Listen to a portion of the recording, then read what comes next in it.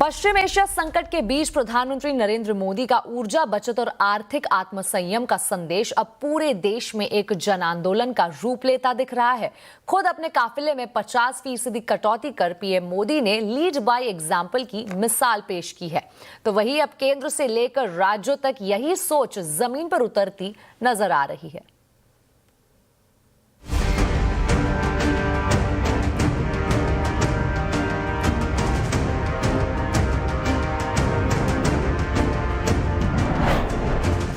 प्रधानमंत्री का बचत संदेश, साथ खड़ा पूरा देश।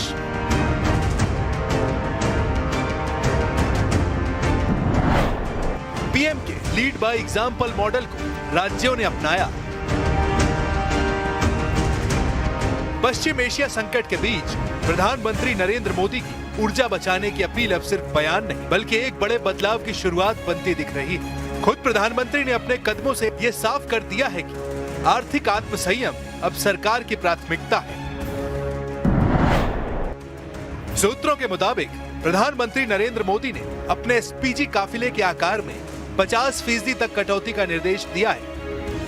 मकसद साफ है, सरकारी खर्चे में कमी और ईंधन की बचत। खास बात यह है कि सुरक्षा से कोई समझौता किए बिना यह फैसला लागू किया जा रहा है। पीएम ने इलेक्ट्रिक वाहनों के इस्तेमाल को बढ़ाने, अनावश्यक खरीद पर रोक लगाने और वर्चुअल मीटिंग्स को प्राथमिकता देने की भी सलाह दी है। यानी संदेश सिर्फ बचत का नहीं बल्कि स्मार्ट गवर्नेंस का है। प्रधानमंत्री के इस फैसले का असर तुरंत दिखने लगा है। गृह मंत्री अमित शाह ने भी अपने काफिले का आकार कम कर दिया है, जो इस पहल को और मजबूती देता है। राज्यों से भी इस अपील की गूंज सुनाई दे रही है।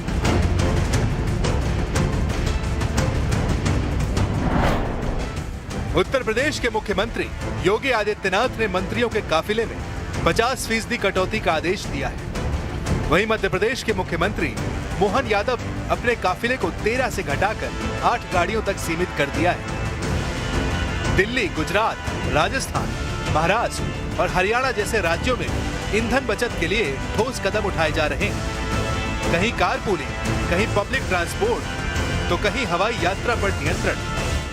माननीय हमारे देश के यशस्वी प्रधानमंत्री नरेंद्र मोदी जी ने कई विषयों पर गाइडलाइन दी है। हम सभी मुख्यमंत्री उस गाइडलाइन को पूरा कर रहे हैं, हमारे मंत्रिमंडल के साथी उसको पूरा कर रहे हैं और उसको लेकर के हम सभी ने निर्देशित किया है कि कम गाड़ियां चलेंगी, जितनी आवश्यकता है उतना करेंगे। राज्यों की इस पहल का असर अब जमीनी स्तर पर भी दिख रहा है। गुजरात में मुख्यमंत्री भूपेंद्र पटेल कम गाड़ियों के साथ कार्यक्रमों में पहुंच रहे हैं, तो दिल्ली में मंत्री कपिल मिश्रा मेट्रो में सफर करते नजर आए। इसमें निर्देश दिए गए कि सभी लोग न्यूनतम सरकारी गाड़ियों का इस्तेमाल करेंगे और ज्यादा से ज्यादा सार्वजनिक परिवहन का इस्तेमाल करेंगे। और मुख्यमंत्री महोदया ने स्वयं भी अपना जो उनके साथ गाड़ियां चलती थी, जबकि उनके ऊपर हमला भी हुआ है और उनको विशेष सुरक्षा प्रदान की गई है, उसके बावजूद भी उन्होंने अपनी गाड़ियों को 12 गाड़ियां चलती थी, केवल 4 गाड़ियां ही चले, ऐसा निर्णय लिया है। यही नहीं, जबलपुर में हाईकोर्ट जस्टिस डीडी बंसल और औरंगाबाद में जिला जज राजीव रंजन कुमार अपनी सरकारी गाड़ी छोड़कर साइकिल से कोर्ट पहुंचे। साफ है, प्रधानमंत्री मोदी का लीड बाय एग्जाम्पल मंत्र अब पूरे सिस्टम में दिखने लगा है, जहां अपील अब एक्शन में बदल रही है और सादगी ही नहीं नीति बनती जा रही है। प्रधानमंत्री की अपील के 72 घंटे बाद ही सोना चांदी का इंपोर्ट महंगा हो गया। सरकार ने बीती रात नोटिफिकेशन जारी करते हुए इंपोर्ट ड्यूटी 6% से बढ़ाकर 15% करने का फैसला लिया है। अब सबकी निगाह पेट्रोल डीजल की कीमतों पर टिकी हुई है। पूरी खबर बता रहे हैं लक्ष्मण रॉय। जी हाँ, दरअसल प्रधानमंत्री की अपील के ठीक 72 घंटे के भीतर सरकार ने गोल्ड और सिल्वर पर इंपोर्ट ड्यूटी बढ़ाने का फैसला लिया है। गोल्ड और सिल्वर पर इंपोर्ट ड्यूटी है जो अभी 6% थी, वो बढ़ करके अब 15% हो गई है। जो 6% की ड्यूटी थी, इसमें 2 शामिल थे ड्यूटी। एक बेसिक कस्टम ड्यूटी जो 5% की थी, उसको बढ़ा करके 10% करने का फैसला लिया गया है। और जो एग्रीकल्चर इंफ्रास्ट्रक्चर डेवलपमेंट सेस पहले 1% का लगता था, उसे बढ़ा करके 5% 6% का किया गया है। यानी अब कुल मिलाकर गोल्ड या सिल्वर को इंपोर्ट करता है तो पहले जहां उसे 6% की ड्यूटी देनी पड़ती थी, अब 6% नहीं 15% की ड्यूटी देनी पड़ेगी और बीती आधी रात से लागू हो गया है। इतना ही नहीं, यूएई से जो रियायती दरों पर कम इंपोर्ट ड्यूटी चुकाकर जो गोल्ड आते थे उस पर भी सरकार ने इंपोर्ट ड्यूटी बढ़ाने का फैसला लिया है। ये ऐसे समय में किया गया जब 3 दिन पहले प्रधानमंत्री ने अपील की थी कि गोल्ड खरीदना आप 1 साल के लिए बंद कर दीजिए। उस अपील के बाद सरकार ने यह कदम उठाया है ताकि गोल्ड इंपोर्ट कम हो सके। गोल्ड इंपोर्ट होता है तो विदेशी मुद्रा बाहर जाता है और सरकार अभी नहीं चाहती कि विदेशी मुद्रा बाहर जाए। अब सबकी निगाह इस बात पर टिकी है प्रधानमंत्री की दूसरी जो अपील थी कि पेट्रोल डीजल की खपत कम करिए, तो क्या ऐसे ही पेट्रोल डीजल के दाम भी बढ़ाए जा सकते हैं क्या? इसकी अटकलें काफी ज्यादा तेज हो गई हैं। ऐसा बहुत ही कम देखने को मिलता है कि अंतर्राष्ट्रीय बाजार में गोल्ड का रेट हाई चल रहा हो और उसकी तुलना में भारत में सोना सस्ता बिक रहा है। आखिर ऐसा क्यों हो रहा है और आगे लोग सोना खरीदना कितना कम करेंगे, ये जानने के लिए हमारे संवाददाता केतन जोशी ने India Boolean and jewellers association के डायरेक्टर से खास बातचीत की। IBJA के डायरेक्टर वासुभाई पारकर इस वक्त हमारे साथ हैं। वासुभाई, बताइए, प्रधानमंत्री ने जो अपील की थी उनका इंडियन गोल्ड और बुलियन मार्केट में क्या असर दिख रहा है? देखिए, हमारे प्रिय मोदी साहब ने जब ये अपील की ना तो लोगों ने इसको सीरियसली लिया है। और ट्यूसडे रात को गोल्ड की ड्यूटी गवर्नमेंट ने बढ़ा दी थी जो ऑलमोस्ट 2.5 गुना हो गई है। तो आज की क्या स्थिति है? सर, आज की ये स्थिति है कि गोल्ड है वो ज्यादा डिस्काउंट में चला गया है, तो मार्केट में उसका कोई डिमांड नहीं है, मार्केट उसको इग्नोर कर रहा है। मतलब भारत में $100 सस्ता मिल रहा है और ये ऑन्स में होगा। आपने जो ये रेट बताया $100 to $198, या ये $100 यानी पर आउंस का रेट है। ऑलमोस्ट 2.25% डिस्काउंट में MCX में मिल रहा है, तो ये डेफिनेटली उसमें फर्क आएगा। मेरे ख्याल से 50-60% कम ही लोग लेने जाएंगे और मैरिज में कैसा होता है वो अभी आगे देखा जाएगा। मगर बहुत ये साल उम्मीद से जितना लोगों को ज्वेलरी है वो डेफिनेटली बहुत कम होगा, ऐसा दिख रहा है। गैर जरूरी अंतर्राष्ट्रीय यात्रा कम करने की प्रधानमंत्री नरेंद्र मोदी की अपील का असर गर्मी की छुट्टी की बुकिंग पर भी पड़ सकता है। ट्रैवल पोर्टल इक्सिगो का मानना है कि लोग इंटरनेशनल के बजाय घरेलू टूरिज्म पसंद करेंगे। इक्सिगो के को फाउंडर रजनीश कुमार ने ये बात अपने AI प्लेटफॉर्म इक्सिगो नेक्स्ट के लॉन्च के दौरान कही है। अभी PM ने अपील की है कि इंटरनेशनल ट्रैवल को फिलहाल थोड़ा कम करें। क्या लगता है आपको कि क्या इसका असर पड़ने वाला है आने वाले समर सीजन में? क्या ऑलरेडी आपको इस तरह के कुछ जो इंक्वायरीज हैं वो कम होती हुई दिख रही हैं? इस समय ज़रूरत है, तो आई थिंक एज अच्छे नागरिक हमें सबको कंट्रीब्यूट करना चाहिए ताकि हम अभी इस डिफ़िकल्ट सिचुएशन से बाहर निकल पाएं। इम्पैक्ट हर चीज़ का होता है। आई मीन कोविड का भी इम्पैक्ट था, ग्लोबल फाइनेंशियल क्राइसिस जो 2009 में था उसका भी इम्पैक्ट था, तो हमने वो सारे इम्पैक्ट देखे। ये भी एक इम्पैक्ट है, सबको इम्पैक्ट कर रहा है। वॉर सबको इम्पैक्ट कर रहा है, तेल के प्राइसेस सबको इम्पैक्ट कर रही हैं। समर सीजन का आउटलुक क्या है आपके लिए? किस तरह की डिमांड इस पर दिख रही है? हमें तो अच्छी डिमांड दिख रही है, बट ओवरऑल इंडस्ट्री का हमें नहीं पता है। बट जनरली इस बार समर में द ओनली डिफरेंस यही होगा कि वॉर की वजह से और इन अनाउंसमेंट्स की वजह से ऐसा हो सकता है कि इंटरनेशनल की डिमांड कम हो और डोमेस्टिक ज़्यादा हो। और आवाज अड्डा में आज हम PM मोदी की किफायती पहल के असर पर चर्चा कर रहे हैं। मोदी की पुकार कितनी असरदार? जरूर जुड़िए शाम 7:57 पर।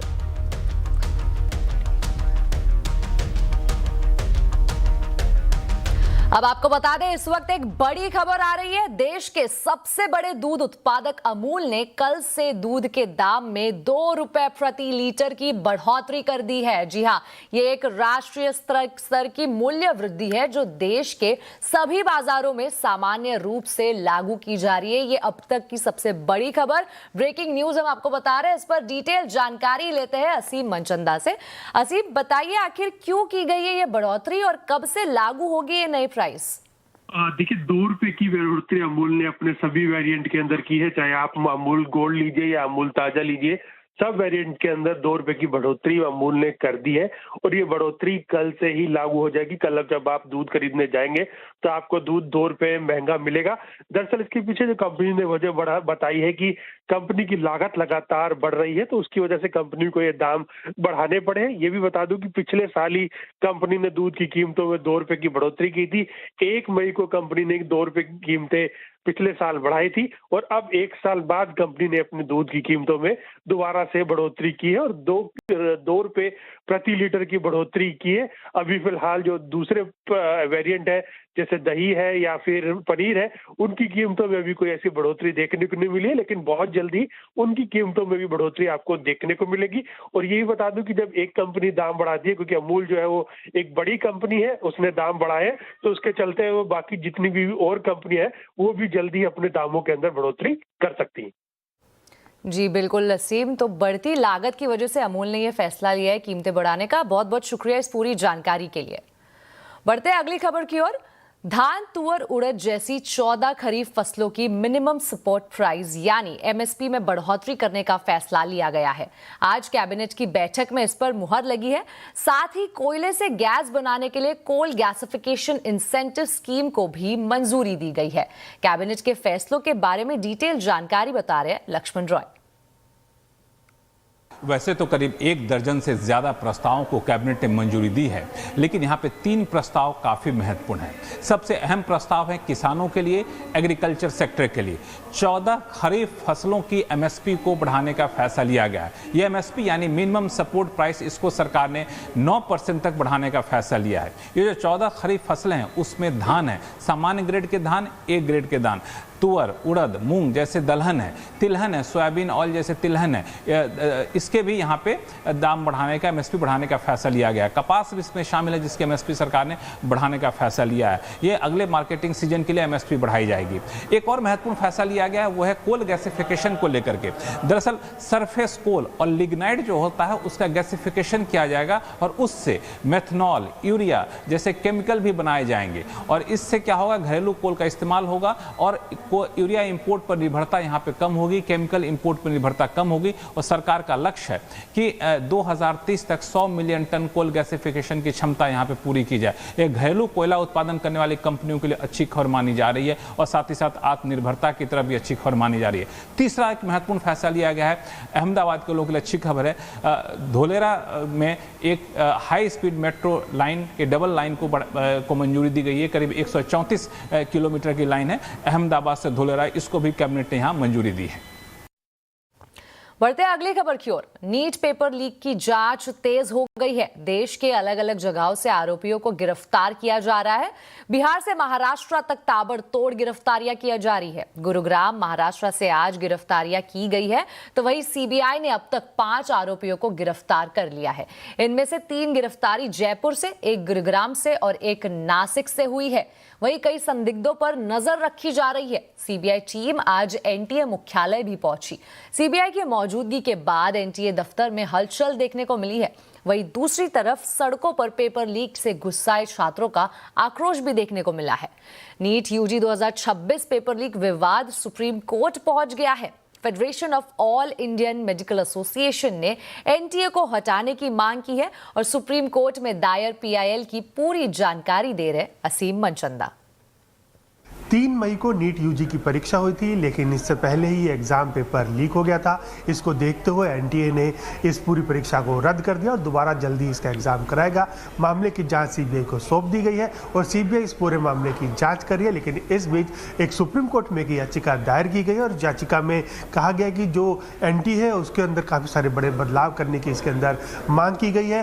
तो federation of all India medical association ने ये याचिका सुप्रीम कोर्ट के अंदर दायर की है। इस याचिका में एक नई एजेंसी बनाने की मांग सुप्रीम कोर्ट के सामने रखी गई है और फिर जो एग्जाम है उसकी निगरानी के लिए एक हाई पावर कमेटी बनाने की मांग भी इसमें इस याचिका के अंदर रखी गई है। और साथ ही ये कहा गया कि सुप्रीम कोर्ट के रिटायर्ड जज की अध्यक्षता में कमेटी बने जो इस पूरे मामले की जांच करे। उसमें साइबर एक्सपर्ट और फोरेंसिक एक्सपर्ट हो ताकि वो पता लगा सके कि पेपर कहाँ से लीक हुआ था, कैसे लीक हुआ था। हालांकि सुप्रीम कोर्ट ने अभी इस मामले की सुनवाई नहीं करी है, लेकिन सुप्रीम कोर्ट जल्दी इस मामले की सुनवाई कर सकता है और नई डायरेक्शंस सुप्रीम कोर्ट इसमें दे सकता है।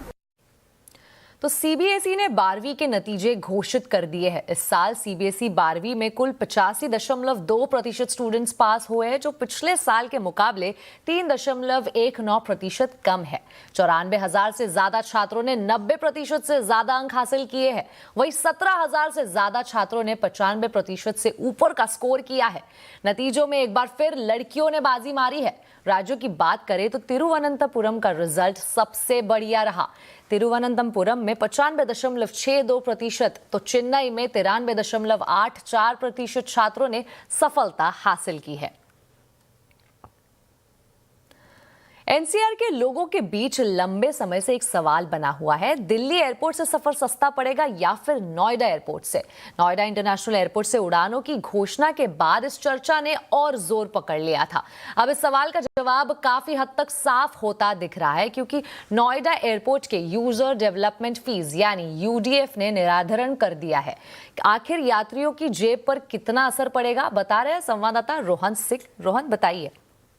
जी निकिता, जो एयरपोर्ट टैरिफ रेगुलेटर है एरा, उसने यूडीएफ फीस कितनी होगी नोएडा इंटरनेशनल एयरपोर्ट की उसका निर्धारण कर दिया है। और दिल्ली से अगर कंपेयर करें तो ये लगभग 4 गुना तक ज़्यादा है। कुछ कैटेगरीज में अगर मैं आपको बताऊं कि अगर जो नोएडा से जो डोमेस्टिक अराइवल है उसका 210 रुपये उसका जो है वो यूज़र डेवलपमेंट फ़ीस है, जबकि अगर दिल्ली में यही 56 रुपये है। जो डिपार्चर है डोमेस्टिक 490 रुपये है नोएडा से, जबकि 129 रुपया ये दिल्ली में है। इंटरनेशनल में अगर देखें तो 980 रुपये है जो डिपार्चर है उसके लिए, जबकि दिल्ली में ये 650 रुपये से 810 रुपये के बीच है। वहीं अगर इंटरनेशनल अराइवल की बात करें 420 रुपये नोएडा में है, 275 रुपये से शुरू होता है दिल्ली की अगर बात करें। और इसका जो असर है वो बहुत साफ तौर पे दिख रहा है। जो हवाई किराए हैं नोएडा और दिल्ली के बीच एक अच्छा खासा अंतर, करीब 20 से 25% का अंतर आपको देखने को मिल रहा है। कुछ डेस्टिनेशन हमने चुने हैं 30 जून की तारीख के लिए, तो उसमें अगर आप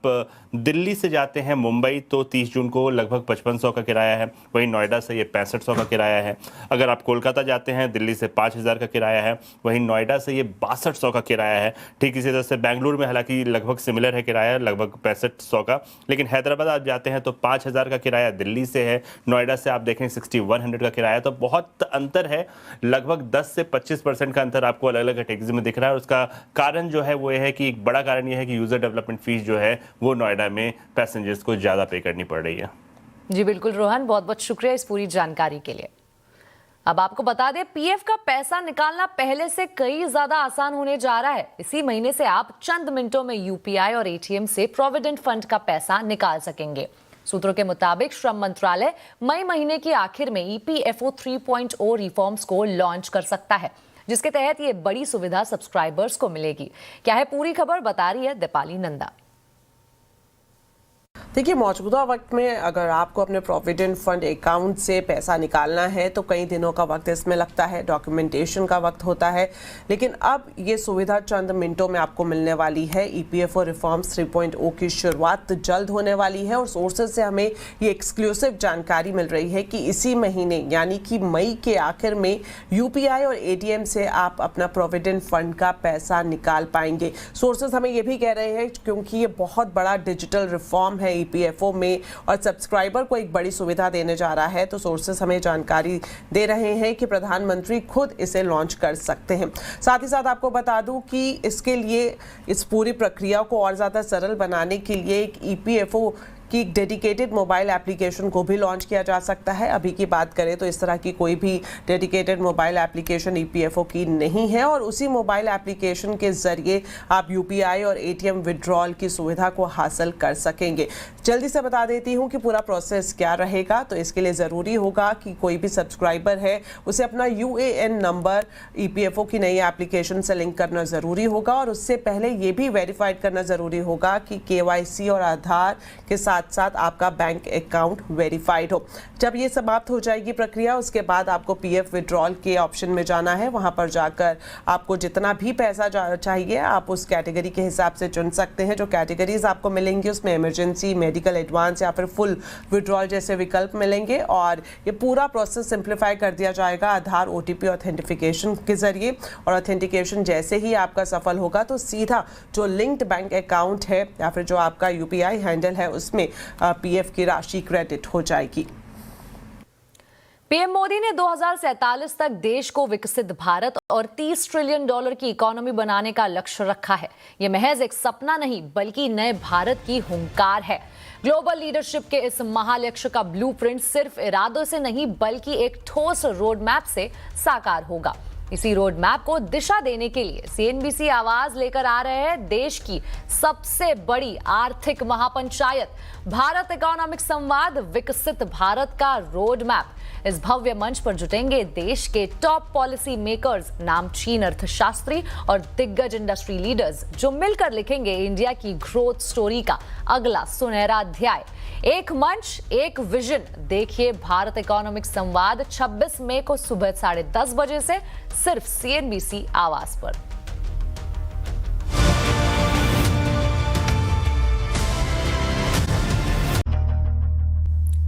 ब्रेक के बाद फिर एक बार स्वागत है आपका आवाज समाचार में। देश में डेवलपर्स की सबसे बड़ी संस्था क्रेडाई ने नेदरलैंड्स के एम्स्टरडैम में होने वाले अपने सालाना आयोजन नेटकॉन को भारत में कराने का फैसला लिया है। क्रेडाई ने प्रधानमंत्री के आह्वान के बाद यह फैसला लिया है। इस पर और बातचीत करने के लिए हमारे साथ है क्रेडाई नेशनल के प्रेसिडेंट शेखर पटेल। शेखर जी, आपसे जानना चाहते हैं क्या फैसला लिया है आखिर क्रेडाई ने? शेखर जी, अब तक हमारी आवाज आ रही है? चलिए, तो हम शेखर जी से फिर एक बार कनेक्ट करने की कोशिश करेंगे। तब तक जानते हैं आज के बाजार का हाल कैसे रहा है। पूरा दिन उतार चढ़ाव के बीच ट्रेड करने के बाद बाजार आखिरी घंटे में ऊपरी स्तरों से फिसल गया। हालांकि दिन भर की वॉलेटिलिटी के बावजूद सेंसेक्स और निफ्टी लगभग फ्लैट बंद हुए, लेकिन ब्रॉडर मार्केट में मजबूती देखने को मिली है, जहां mid cap small cap index बढ़त के साथ बंद हुए हैं। कैसे रहा है आज के बाजार का हाल, बता रहे हैं आशीष चतुर्वेदी। देखिए, लगातार 2 दिनों की गिरावट के बाद मार्केट में आप देखें तो आज कोई बड़ी तेजी तो नजर नहीं आई, लेकिन गिरावट भी कम थी। एक्शन देखिए, मिड कैप और स्मॉल कैप जरूर यहां पर आपको आउट परफॉर्मेंस नजर आएगा। हालांकि निफ्टी बैंक इसमें थोड़ी सी गिरावट, सेंसेक्स और निफ्टी यहां पर देखें तो मामूली से एक्शन के साथ बंद हुए, लेकिन स्टॉक स्पेसिफिक एक्शन आप देखें तो मार्केट में भरपूर देखने को मिला। सबसे पहले देख लेते हैं निफ्टी के बढ़ने वाले शेयर। तो टाटा स्टील, हिंडाल्को, अदानी एंटरप्राइजेज 4% चला और साथ में एशियन पेंट्स, पूरा तबका ऐसा था पेंट वाला जहां पर आपको बड़े मूव नजर आए। अब गिरने वाले शेयरों की बात कर लेते हैं तो यहां पर इन्फोसिस है, आईटी स्टॉक्स में लगातार गिरावट है। पावर ग्रिड, एमएनएम और आयशर मोटर्स हल्की सी गिरावट यहां पर आपको नजर आई। और पूरी मार्केट की तस्वीर को समझनी है ना आपको, तो एक बार मैं पूरे सेक्टर का हाल आपके सामने रख देता हूं, इससे समझ में आएगा। अब आप नजर रखिए सबसे ज्यादा मेटल्स पर, बहुत बड़े मूव्स यहां पर आपको नजर आए। डिफेंस में अच्छी खरीदारी देखने को मिली, कैपिटल मार्केट है, पूरी एनर्जी की बास्केट, लेकिन आईटी में लगातार गिरावट, रिवर्स गियर में चल रहे हैं। ऑटो स्टॉक्स, बैंक्स की बात हमने की, फाइनेंशियल्स में थोड़े बहुत मिक्स्ड एक्शन यहां पर देखने को मिले। एफएमसीजी है, लेकिन अगर आप सेक्टर के एक्शन को समझना चाहें ना तो आज आप फोकस करिएगा आज के एक्शन में सिर्फ मेटल्स पर, क्योंकि बहुत बड़े ब्रेकआउट नजर आए। चाहे आप कॉपर के स्टॉक्स देखें, स्टील के स्टॉक्स देखें, इन सब में बड़ी रैली यहां पर देखने को मिली। वहीं ज्वेलरी स्टॉक्स में आप देखें तो काफी हद तक आज आपको मिक्स्ड एक्शन नजर आया। तो क्रेडाई ने नेदरलैंड्स के एम्स्टरडैम में होने वाले अपने सालाना आयोजन नेटकॉन को भारत में कराने का फैसला लिया है और इसी पर ज्यादा बातचीत करने के लिए हमारे साथ है क्रेडाई इंटरनेशनल के प्रेसिडेंट शेखर पटेल। शेखर जी, बताइए क्या फैसला लिया है आखिर क्रेडाई ने?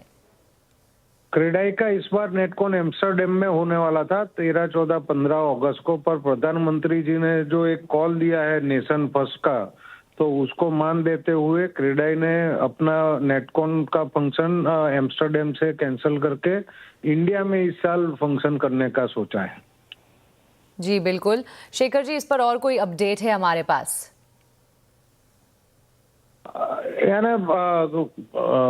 नेटकॉन हर साल होता है 23वां, ये 23rd नेटकॉन था।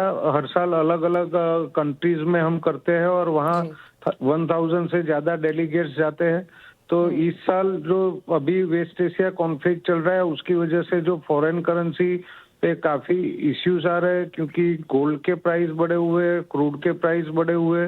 तो प्रधानमंत्री जी ने जो फॉरेन करेंसी सेविंग का एक आह्वान दिया है, तो क्रेडाई अपना फुल सपोर्ट इसमें देने के लिए क्रेडाई ने अपना फंक्शन कैंसिल किया है और हम देश के साथ खड़े हैं, वो हमारा मेन मैसेज है। जी बिल्कुल, तो ये था क्रेडाई का बड़ा फैसला। शेखर जी, बहुत बहुत शुक्रिया इस पूरी जानकारी के लिए। Thank you. इसी के साथ आवाज समाचार में अभी के लिए इतना ही। आप देखते रहे CNBC आवाज और अपडेटेड रहे खबरों पर हमारे सोशल मीडिया हैंडल्स के जरिए। नमस्कार।